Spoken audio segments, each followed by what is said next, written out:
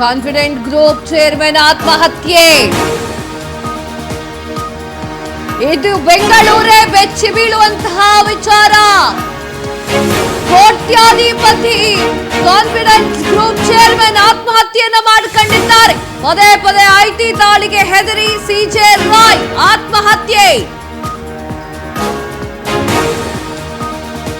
Confident group chairman ಆತ್ಮಹತ್ಯೆ ಮಾಡಿಕೊಂಡಿದ್ದಾರೆ. ಕೋಟಿಯನ್ನ ಇಟ್ಕೊಂಡಿದ್ರು, ಶೂಟ್ ಮಾಡಿಕೊಂಡು ಸಾವನ್ನಪ್ಪಿದ್ದಾರೆ. ಈಗ ತಾನೇ ಬಂದಿರುವಂತಹ ಬೇಗ ಬ್ರೇಕಿಂಗ್ ನ್ಯೂಸ್. ಐಟಿ ದಾಳಿಗೆ ಹೆದರಿ ಕೊಡ್ತಾ ಇರುವಂತಹ ಕಿರಿಕಿರಿಗೆ ಹೆದರಿ ಸಿಜೆ ರಾಯ್ ಆತ್ಮಹತ್ಯೆ ಮಾಡಿಕೊಂಡಿದ್ದಾರೆ. ಪ್ರಪಂಚವೇ ಬೆಚ್ಚಿ ಬೀಳುವಂತಹ ಸುದ್ದಿ ಇದು. ಕಾನ್ಫಿಡೆಂಟ್ ಗ್ರೂಪ್ ಚೇರ್ಮನ್ ಆತ್ಮಹತ್ಯೆ ಮಾಡಿಕೊಂಡಿದ್ದಾರೆ, ಶೂಟ್ ಮಾಡಿಕೊಂಡು ಸಾವನ್ನಪ್ಪಿದ್ದಾರೆ ಎನ್ನುವಂತಹ ವಿಚಾರ ಈಗ ಬೆಳಕಿಗೆ ಬಂದಿದೆ. ಕಾನ್ಫಿಡೆನ್ಸ್ ಗ್ರೂಪ್ ಚೇರ್ಮನ್ ಆಗಿದ್ದಾರೆ. ಪದೇ ಪದೇ ಐಟಿ ದಾಳಿ ಆಗ್ತಾ ಇರುತ್ತೆ. ಐಟಿ ದಾಳಿಗೆ ಹೆದರಿ ಸಿಜೆ ರಾಯ್ ಆತ್ಮಹತ್ಯೆ ಮಾಡಿಕೊಂಡಿರುವಂತಹ ಘಟನೆ ನಡೆದು ಬಿಟ್ಟಿದೆ.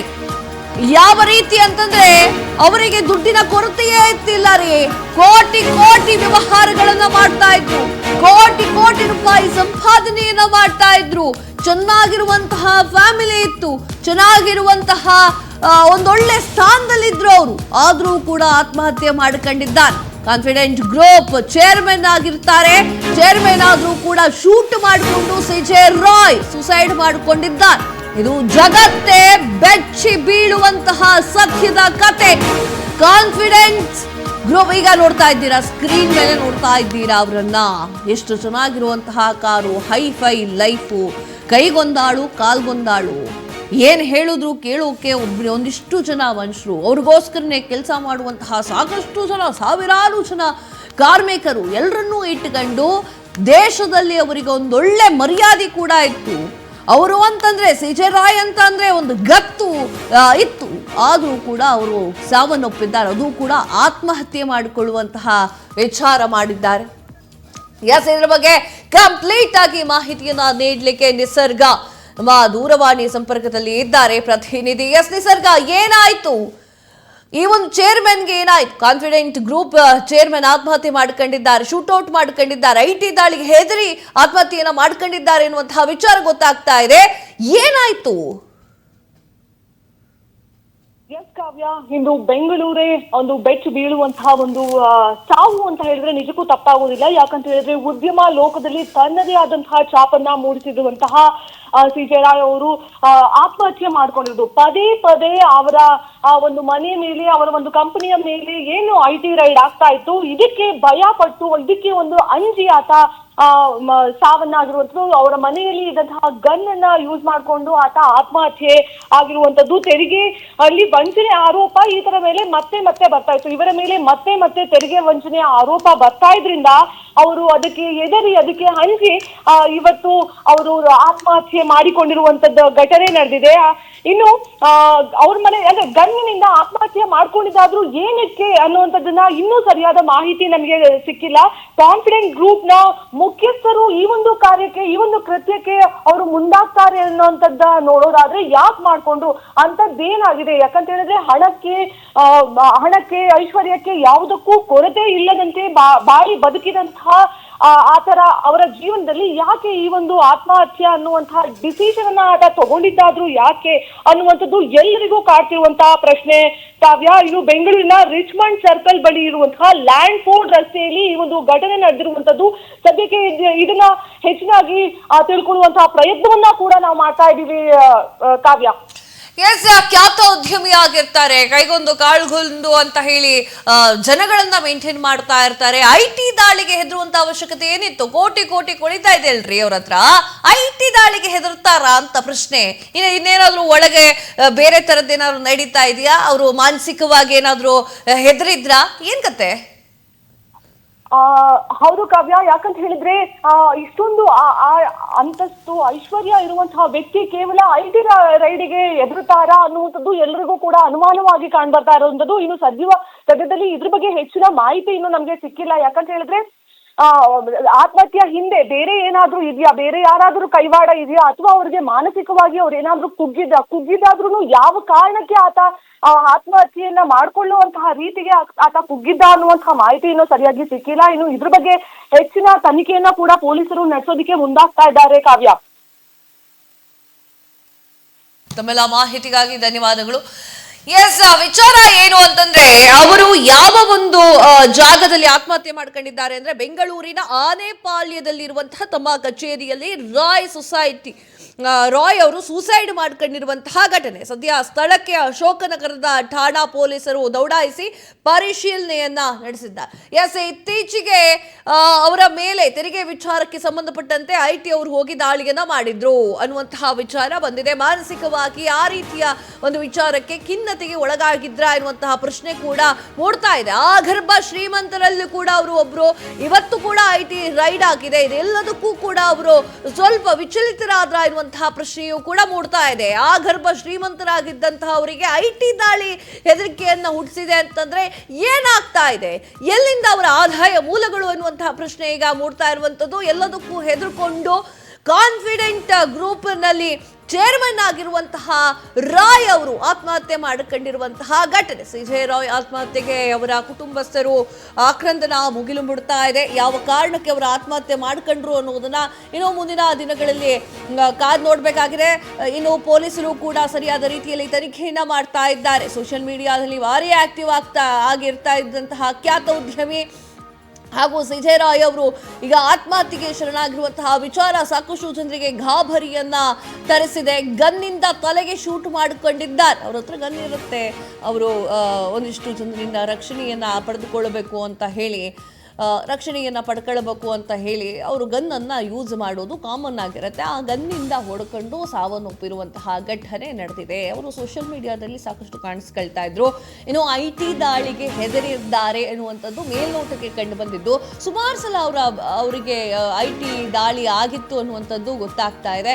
ಹಾಗೆ ಕಾನ್ಫಿಡೆನ್ಸ್ ಗ್ರೂಪ್ ಈ ಒಂದು ಚೇರ್ಮನ್ ಆತ್ಮಹತ್ಯೆ ಮಾಡಿಕೊಂಡಿದ್ದು ಸಾಕಷ್ಟು ಜನರಲ್ಲಿ ಅನುಮಾನವನ್ನು ಕೂಡ ಹುಟ್ಟಿಸಿದೆ. ಯಾಕಂದ್ರೆ ಆಗರ್ಭ ಶ್ರೀಮಂತರಾಗಿದ್ದಂತಹ ಅವರಿಗೆ ದುಡ್ಡಿನ ವಿಚಾರದಲ್ಲಿ ತೊಂದರೆ ಆಗಿರ್ಲಿಕ್ಕೆ ಸಾಧ್ಯ ಇಲ್ಲ. ಒಬ್ಬ ಮನುಷ್ಯ ಆತ್ಮಹತ್ಯೆ ಮಾಡ್ಕೊಳ್ಬೇಕು ಅಂದ್ರೆ ನೆಮ್ಮದಿಯ ಕೊರತೆ ಆಗಿರ್ಬೇಕು, ಇಲ್ಲ ದುಡ್ಡಿನ ಕೊರತೆ ಆಗಿರ್ಬೇಕು. ದುಡ್ಡಿತ್ತು ಅಂತಂದ್ರೆ ನೆಮ್ಮದಿ ತಂತಾನೆ ಬರುತ್ತೆ ಅಂತ ಸಾಕಷ್ಟು ಜನ ಹೇಳ್ತಾರೆ. ಆದ್ರೆ ಇಲ್ಲಿ CJ ರಾಯ್ ಅವರಿಗೆ ದುಡ್ಡು ತುಂಬ ತುಳುಕ್ತಾ ಇತ್ತು. ಆಗರ್ಭ ಶ್ರೀಮಂತರಾಗಿದ್ರು, ಕೈಗೊಂದು ಕಾಲ್ಗೊಂದು ಆಳುಗಳಿದ್ವು, ಹೊಸ ರೀತಿಯ ಕಾರುಗಳನ್ನ ಪರ್ಚೇಸ್ ಮಾಡ್ತಾ ಇದ್ರು. ಆಡಂಬರಕ್ಕೆ ಮತ್ತು ಐಶ್ವರ್ಯಕ್ಕೆ ಯಾವುದಕ್ಕೂ ಕೂಡ ಕಮ್ಮಿ ಇರಲಿಲ್ಲ. ಅವರಾಗಿ ಒಂದು ಫ್ಯಾಮಿಲಿ ಇಟ್ಕೊಂಡಿದ್ರು. ಆ ಫ್ಯಾಮಿಲಿ ಕೂಡ ಸುಖ ಸಂಸಾರದಿಂದ ಕೂಡಿತ್ತು. ಎಲ್ಲ ಆದ್ರೂ ಕೂಡ ಎಲ್ಲೋ ಒಂದ್ ಕಡೆ CJ ರಾಯ್ ಆತ್ಮಹತ್ಯೆ ಸಾಕಷ್ಟು ಅನುಮಾನಗಳನ್ನ ಹುಟ್ಟಿಸಿದೆ. ಬಿಸ್ನೆಸ್ ಮ್ಯಾನ್ ಆಗಿರುವಂತಹ CJ ರಾಯ್ ಅವರ ಆತ್ಮಹತ್ಯೆ ನಿಜಕ್ಕೂ ಕೂಡ ಒಂದು ನಿಗೂಢತೆಯನ್ನ ಹುಟ್ಟು ಹಾಕಿದೆ. ಗನ್ನಿಂದ ನಮ್ಮ ತಲೆಗೆ ಶೂಟ್ ಮಾಡಿಕೊಂಡು ಸಾವನ್ನಪ್ಪಿರುವಂತಹ CJ ರಾಯ್ ಅವರು ನಿಜಕ್ಕೂ ಅವರು ಶೂಟ್ ಮಾಡಿಕೊಂಡು ಸಾಯುವುದಕ್ಕೆ ಕಾರಣ ಏನು ಅನ್ನೋದ್ರ ಬಗ್ಗೆ ಪೊಲೀಸರು ಪತ್ತೆಯನ್ನ ಮಾಡ್ತಾ ಇದ್ದಾರೆ. ಬೆಂಗಳೂರಿನ ಆನೆಪಾಳ್ಯದಲ್ಲಿರುವಂತಹ ತಮ್ಮ ಕಚೇರಿಯಲ್ಲಿ ರಾಯ್ ಅವರು ಸೂಸೈಡ್ ಮಾಡಿಕೊಂಡಿರುವಂತಹ ವಿಚಾರ ಬೆಳಕಿಗೆ ಬಂದಿದೆ. ಸದ್ಯ ಸ್ಥಳಕ್ಕೆ ಅಶೋಕನಗರ ಠಾಣಾ ಪೊಲೀಸರು ದೌಡಾಯಿಸಿದ್ದು ಪರಿಶೀಲನೆಯನ್ನ ನಡೆಸ್ತಾ ಇದ್ದಾರೆ. ಅವರಿಗೆ ಹಿಂದೆ ಯಾರ್ದಾರೋ ಜೊತೆಗೆ ಸಂಪರ್ಕಗಳಿತ್ತ, ಎಲ್ಲೆಲ್ಲಿ ಬಿಸ್ನೆಸ್ ಮಾಡ್ತಾ ಇದ್ರು, ಯಾವ ರೀತಿಯಾಗಿ ಅವರು ನಡ್ಕೊಳ್ತಿದ್ರು ಅನ್ನುವಂತಹ ವಿಚಾರಗಳು ಬರ್ತಾ ಇರುವಂಥದ್ದು. ಇನ್ನೇನು ಕೆಲವೇ ಕ್ಷಣಗಳಲ್ಲಿ ಏನು ಎತ್ತ ಅನ್ನುವಂತಹ ವಿಚಾರ ಗೊತ್ತಾಗುತ್ತೆ. ಶೂಟ್ ಮಾಡಿಕೊಂಡು ಕಾನ್ಫಿಡೆನ್ಸ್ ಗ್ರೂಪ್ನ ಚೇರ್ಮನ್ CJ ರಾಯ್ ಅವರು ಆತ್ಮಹತ್ಯೆಗೆ ಶರಣಾಗಿದ್ದಾರೆ. CJ ರಾಯ್ ಅವರು ಶುಕ್ರವಾರ ಇವತ್ತು ಬೆಂಗಳೂರಿನ ತಮ್ಮ ನಿವಾಸದಲ್ಲಿ ಗನ್ನಿಂದ ಶೂಟ್ ಮಾಡಿಕೊಂಡು ಆತ್ಮಹತ್ಯೆಗೆ ಶರಣಾಗಿದ್ದಾರೆ. ಇನ್ನು ಅವರ ಮೂಲಗಳನ್ನು ಹೇಳಬೇಕು ಅಂತಂದ್ರೆ ಕೇರಳ ಮೂಲದ ರಾವ್ ಅವರು ಕಾನ್ಫಿಡೆನ್ಸ್ ಗ್ರೂಪ್ ಎನ್ನುವಂತಹ ಒಂದು ಪ್ರಮುಖ ರಿಯಲ್ ಎಸ್ಟೇಟ್ ಮತ್ತು ಮೂಲಭೂತ ಅಭಿವೃದ್ಧಿ ಕಂಪನಿಯನ್ನ ಸ್ಥಾಪನೆ ಮಾಡಿರ್ತಾರೆ. ಹಾಗೆ ಅವರು ಸೋಷಿಯಲ್ ಮೀಡಿಯಾದಲ್ಲಿ ನೀವು ನೋಡಿರಬಹುದು, ಇವರನ್ನ ಸೋಷಿಯಲ್ ಮೀಡಿಯಾದಲ್ಲಿ ಸಖತ್ ವೈರಲ್ ಆಗಿರುವಂತಹ ವ್ಯಕ್ತಿ ಆಗಿದ್ರು. 2005ರಲ್ಲಿ ಆರಂಭವಾಗಿರುವಂತಹ ಸಂಸ್ಥೆ ಇದಾಗಿತ್ತು. 65ಕ್ಕೂ ಹೆಚ್ಚು ಐಷಾರಾಮಿ ಯೋಜನೆಯನ್ನ ಪೂರ್ಣಗೊಳಿಸಿರುವಂತಹ ವ್ಯಕ್ತಿ ಅಂತ ಅನಿಸ್ಕೊಂಡಿದ್ರು. ಉಳ್ಕೊಳ್ಳಕ್ಕೆ ನಿವಾಸಗಳಾಗಿರ್ಬೋದು, ಅಪಾರ್ಟ್ಮೆಂಟ್ಗಳಾಗಿರ್ಬೋದು, ವಿಲ್ಲಾ ಆಗಿರಬಹುದು, ವಾಣಿಜ್ಯ ಸಂಕೀರ್ಣಗಳಾಗಿರ್ಬೋದು, ಶಿಕ್ಷಣ ಆಗಿರ್ಬೋದು, ಆತಿಥ್ಯ ಆಗಿರ್ಬೋದು, ಮನರಂಜನಾ ಕ್ಷೇತ್ರಗಳಲ್ಲಿ ಕಾನ್ಫಿಡೆನ್ಸ್ ಗ್ರೂಪ್ ಕಾರ್ಯವನ್ನ ನಿರ್ವಹಿಸ್ತಾ ಇತ್ತು.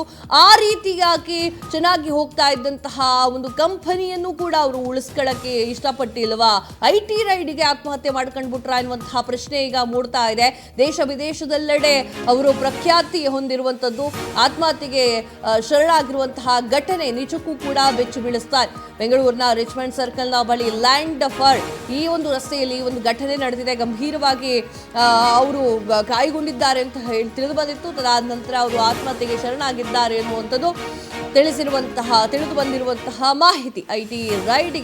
ಐಟಿ ದಾಳಿಗೆ ಹೆದರಿ ಅವರು ಆತ್ಮಹತ್ಯೆ ಮಾಡ್ಕೊಂಡಿದ್ದಾರೆ ಅಂತಂದ್ರೆ ನಿಜಕ್ಕೂ ಕೂಡ ಇದನ್ನ ಅಕ್ಸೆಪ್ಟ್ ಮಾಡ್ಕೊಳ್ಳಕ್ಕೆ ಕೆಲವೊಂದಿಷ್ಟು ಜನಕ್ಕೆ ಆಗಲ್ಲ. ದಕ್ಷಿಣ ಭಾರತದ ಪ್ರಮುಖ ಉದ್ಯಮಿಯಲ್ಲಿ ಇವರು ಒಬ್ಬರಾಗಿದ್ರು. ಕಾನ್ಫಿಡೆಂಟ್ ಗ್ರೂಪ್ನ ಮುಖ್ಯಸ್ಥ ಸಂಸ್ಥಾಪಕರು ಮತ್ತು ಅಧ್ಯಕ್ಷರು ಕೂಡ ಡಾಕ್ಟರ್ CJ ರಾಯ್ ಅವರು ಆಗಿರುವಂತದ್ದು. ಅವರು ಆತ್ಮಹತ್ಯೆಯನ್ನ ಮಾಡ್ಕೊಂಡಿದ್ದಾರೆ. ಐಟಿ ದಾಳಿಗೆ ಹೆದರಿ ರಿಚ್ಮಂಡ್ ಸರ್ಕಲ್ನ ಬಳಿಗೆ ಆತ್ಮಹತ್ಯೆ ಮಾಡಿಕೊಂಡಿದ್ದಾರೆ. ಚಿಕಿತ್ಸೆ ಫಲಕಾರಿಯಾಗದೆ ಸಾವನ್ನಪ್ಪಿದ್ದಾರೆ ಎನ್ನುವುದು ತಿಳಿದು ಬಂದಿರುವಂತಹ ವಿಚಾರ. ನೋಡ್ರಿ, ಯಾವ ರೀತಿಯಾಗಿ ಸಾವು ಅಂತ್ಯವಾಗುತ್ತೆ, ಸಾವು ಈ ರೀತಿಯಾಗಿ ತಂದುಕೊಟ್ಟಿರುವಂತಹ ಉದ್ಯಮಿಯ ಆತ್ಮಹತ್ಯೆಯನ್ನ ವಿಚಾರ ತಿಳಿದು ಸಾಕಷ್ಟು ಜನ ಆಶ್ಚರ್ಯರಾಗಿದ್ದಾರೆ. ಅವರಿಗೆ ಐಟಿ ದಾಳಿಯಿಂದ ಏನಾದರೂ ಹೆದರಿಕೆ, ಅಷ್ಟು ಸಣ್ಣ ವಿಚಾರಕ್ಕೆ ಹೆದರಿಕೆಯನ್ನ ಪಟ್ಟುಕೊಂಡ್ರ ಹಾಗಾದ್ರೆ ಅವರ ಆದಾಯದ ಮೂಲಗಳ ವಿಚಾರವಾಗಿ ಇನ್ನೆಷ್ಟು ಸುಳ್ಳನ್ನ ಮುಚ್ಚಿಟ್ಟಿರಬಹುದು ಅನ್ನುವಂಥದ್ದನ್ನ ಅವರು ಯೋಚನೆ ಮಾಡ್ತಾ ಇರುವಂತು. ಪದೇ ಪದೇ ಅವರ ಕುಟುಂಬದ ಮೇಲೆ ಆದಾಯ ತೆರಿಗೆ ಇಲಾಖೆ ದಾಳಿಯನ್ನ ಮಾಡ್ತಾ ಇತ್ತು ಅನ್ನೋದು ವಿಚಾರ ಹೊರಗಡೆ ಬಂದಿದೆ. ದಾಳಿಗೆ ಹೆದರಿ ಸಾವನ್ನಪ್ಪಿದ್ದಾರೆ, ಸಾವಿಗೆ ಶರಣಾಗಿದ್ದಾರೆ ಎನ್ನುವಂತಹ ಅನುಮಾನಗಳು ಕೂಡ ಕಂಡು ಬರ್ತಾ ಇದ್ದಿದ್ದು. ಅವರ ಹೆಸರಿನಲ್ಲಿ ನಗರದಲ್ಲಿ ದೊಡ್ಡ ದೊಡ್ಡ ಹೋಟೆಲ್ಗಳು, ರೆಸ್ಟೋರೆಂಟ್ಗಳು, ಸಾಕಷ್ಟು ಜನ ಅವರ ಹೆಸರು ಹೇಳಿಕೊಂಡು ಜೀವನವನ್ನ ಮಾಡ್ತಾ ಇದ್ದಿದ್ದು ಕೂಡ ಉಂಟು. ಅಷ್ಟೊಂದು ಒಳ್ಳೆಯ ವ್ಯಕ್ತಿ, ಅಷ್ಟೊಂದು ಸಂಪಾದನೆ ಮಾಡಿರುವಂತಹ ವ್ಯಕ್ತಿ, ಅಷ್ಟೊಂದು ಸ್ಥಾನಮಾನಗಳನ್ನ ಸಮಾಜದಲ್ಲಿ ತೆಗೆದುಕೊಂಡಿರುವಂತಹ ವ್ಯಕ್ತಿ ಈಗ ಆತ್ಮಹತ್ಯೆಗೆ, ಅದು ಕೂಡ ಐಟಿ ದಾಳಿಗೆ ಹೆದರ್ಕೊಂಡು ಶರಣಾಗಿದ್ದಾರೆ ಅನ್ನೋದನ್ನ ನಂಬೋಕೆ ಅಸಾಧ್ಯವಾಗಿದ್ದು. ಇನ್ನು ತನಿಖೆಯಲ್ಲಿ ವಿಚಾರಗಳು ಹೊರಗೆ ಬರಬೇಕಾಗಿದೆ. 2005ರಲ್ಲಿ ಆರಂಭವಾಗಿರುವಂತಹ ಸಂಸ್ಥೆ ಕಾನ್ಫಿಡೆನ್ಸ್ ಗ್ರೂಪ್. ಈ ಗ್ರೂಪ್ ರಿಯಲ್ ಎಸ್ಟೇಟ್ ಮತ್ತು ಮೂಲಭೂತ ಅಭಿವೃದ್ಧಿ ಕಂಪನಿ ಅಂತ ಹೇಳಿ ಅನ್ಸ್ಕೊಂಡಿತ್ತು. ಅವರ ಸಂಸ್ಥಾಪಕರು ಕೂಡ ಇವರೇ ಆಗಿದ್ರು. 65ಕ್ಕೂ ಹೆಚ್ಚು ಐಷಾರಾಮಿ ಯೋಜನೆಯನ್ನ ಪೂರ್ಣಗೊಳಿಸಿರುವಂತಹ ಸಂಸ್ಥೆ ಅಂತಂದ್ರೆ ತಪ್ಪಾಗಲ್ಲ. ವಸತಿ ಅಪಾರ್ಟ್ಮೆಂಟ್ಗಳಾಗಿರ್ಬೋದು, ವಿಲ್ಲಾಗಳಾಗಿರ್ಬೋದು, ವಾಣಿಜ್ಯ ಸಂಕೀರ್ಣಗಳಾಗಿರ್ಬೋದು, ಶಿಕ್ಷಣ, ಆತಿಥ್ಯ ಹಾಗೂ ಮನೋರಂಜನಾ ಕ್ಷೇತ್ರಗಳಲ್ಲಿ ಕಾನ್ಫಿಡೆನ್ಸ್ ಗ್ರೂಪ್ ಇದೆಯಲ್ಲ, ಅದು ಸಾಕಷ್ಟು ಪಾತ್ರವನ್ನ ವಹಿಸಿತ್ತು. ಅವೆಲ್ಲವನ್ನು ಬಿಟ್ಟು ಈಗ ಇಹಲೋಕ ತ್ಯಜಿಸಿದ್ದಾರೆ ಅವರು. ಆದ್ರೆ ಅವರು ಆತ್ಮಹತ್ಯೆ ಮಾಡಿಕೊಂಡಿದ್ದಕ್ಕೆ ಸಾಕಷ್ಟು ಅನುಮಾನಗಳು ಕಾರಣವಾಗ್ತಾ ಇದೆ. ಬರೀ ಐಟಿಗೆ ಎದುರೆ ಆತ್ಮಹತ್ಯೆಯನ್ನ ಮಾಡಿಕೊಂಡ್ರ ಅಥವಾ ಮತ್ತೇನಾದ್ರೂ ಕಾರಣಗಳಿರಬಹುದಾ? ಸೋಷಿಯಲ್ ಮೀಡಿಯಾದಲ್ಲಿ ಸಖತ್ತಾಗಿ ಕಾಣಿಸ್ಕೊಳ್ತಾ ಇರುವಂತಹ ವ್ಯಕ್ತಿ ಇವರಾಗಿದ್ರು. ಏನೋ ಅವ್ರನ್ನ ಚಿಕಿತ್ಸೆಗೆ ಒಳಪಡಿಸಿದ್ರು ಕೂಡ ಅವರು ಚಿಕಿತ್ಸೆ ಫಲಕಾರಿಯಾಗದೆ ಸಾವನ್ನಪ್ಪಿದ್ದಾರೆ ಅನ್ನೋದು ತಿಳಿದು ಬಂದಿದೆ. ಬೆಂಗಳೂರಿನಲ್ಲಿ ಅತಿ ದೊಡ್ಡ ಉದ್ಯಮ ಸಾಮ್ರಾಜ್ಯವನ್ನ ಕಟ್ಟಿ ಬೆಳೆಸಿದ್ದಂತಹ ವ್ಯಕ್ತಿ ಆಗಿದ್ರು. ಇವತ್ತು ಅವರು ಆತ್ಮಹತ್ಯೆಯನ್ನ ಮಾಡ್ಕೊಂಡಿದ್ದಾರೆ. ಮುಂದಿನ ದಿನಗಳಲ್ಲಿ ತನಿಖೆ ಆದ ಮೇಲೆ ಗೊತ್ತಾಗಬೇಕಾಗಿದೆ ಏನು ವಿಚಾರ ಅನ್ನೋದು.